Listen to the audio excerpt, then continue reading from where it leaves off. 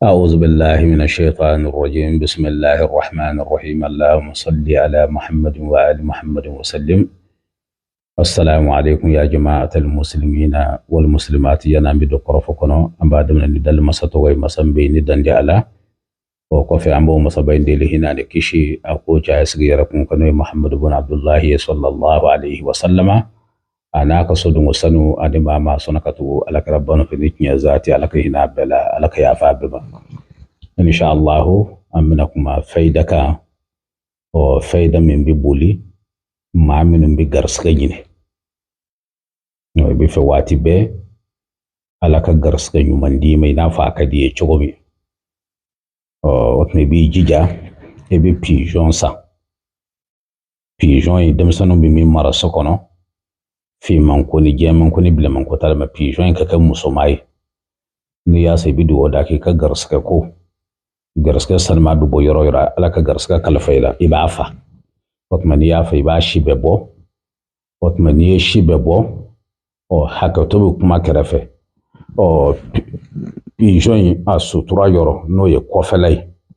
ibo de tiga ka koli kana dishi faraka bonyo kona ne yo o koli otman ngoni fonfen ba kono iba be bo akono no ka ko ka je ka bla karafe otman ya bla karafe ibi jija Qur'an surah ndobi no ba fa malqariyatu wa ma adraka malqariyatu yawma yakunu an-nas kal farash al-mabsusi ibi surah besbaka da fashiyan muwa ibi nasabe ya wadudu ibi nasabe shiyan bakile ani kemafla watmone al-qariyatu shiyan muwa iba na shi faranyogonka watmone ya faranyogonka ibi na shi tlaflay tlakile be oni pigeon tobi iba du kele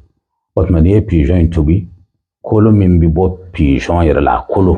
ani kunya shimi boy bo faranyon kamen wonti faraqi ba shishi ne ya shishi bi safna kalte wolof la yin minti to kele e bina koni kolo shishile ibina do nyona ka susu fa be ka do nyona ibina shindo fun fale ba momo otma be ki kolai shuwo shu bi jita e bi yoro san manyin yoro minti nyagai e bi safna ko otmani dugu jara nashi fanglem tre parfum kasad man kalte sabakala min kadiye ibi tokamu ibi safna ko shufe ibi nashi musogoma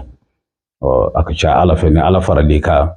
o ala bina delele ke garasga bondala garasga minni e kun siginteni ay amba jin ala faka ken nafani baraka ala ko ke amba assalamu alaikum wa rahmatullahi wa barakatuhu.